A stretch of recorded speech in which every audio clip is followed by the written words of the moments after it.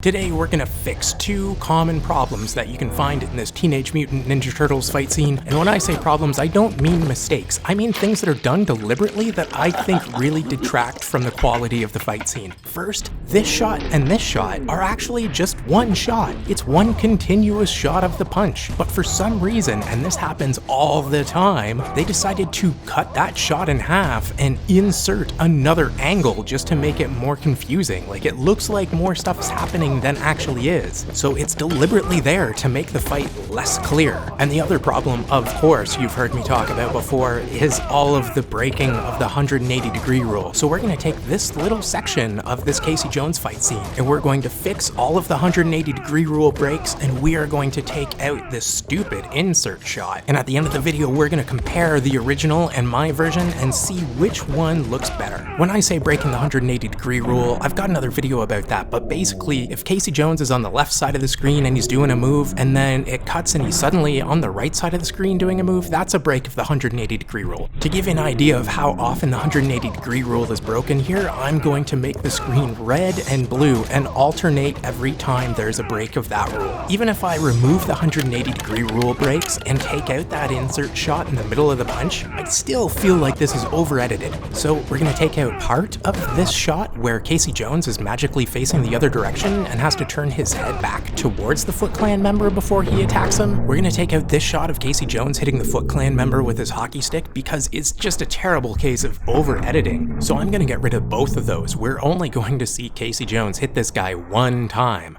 So now that we've taken out the shots that don't need to be there and we've gotten rid of the 180-degree rule breaks, it still looks a little bit jumpy. There's an easy solution to that though. Right now the timeline looks like this. We're gonna make it look like this. Just a little bit of overlap here and here so that we can blend those shots together. And this section in the middle I'm gonna turn into a whip pan, basically because I don't have extra footage to use. I have to use what's already in the fight scene, but I'm gonna make it look like it's just one shot of this guy doing a butterfly twist and then it pans over to Casey Jones, who uses the hockey stick to hit him in midair. We put it all together and now this part of the fight scene is very succinct. There's not a whole bunch of extra crap and bells and whistles around it, so you can follow the action and the action gets to speak for itself. I mean, what's the point of having a Foot Clan member do this really cool butterfly twist if we're going to barely be able to see what happened? What's the point in having a stuntman take a hard fall like this if we're not going to be able to clearly see it? We're just going to have our eyes darting all over the screen trying to follow what the hell's going on. One thing you'll notice is the new version is quite a bit shorter. This isn't to say that the entire fight is now short, it's a long fight scene. But the thing is, a long fight scene isn't necessarily better. The shorter your fight scene is, the higher level the choreography and execution and filming have to be, because there's less to hide behind. It's easy for the audience to forget one or two bad moments in a fight scene if it's 5 minutes long,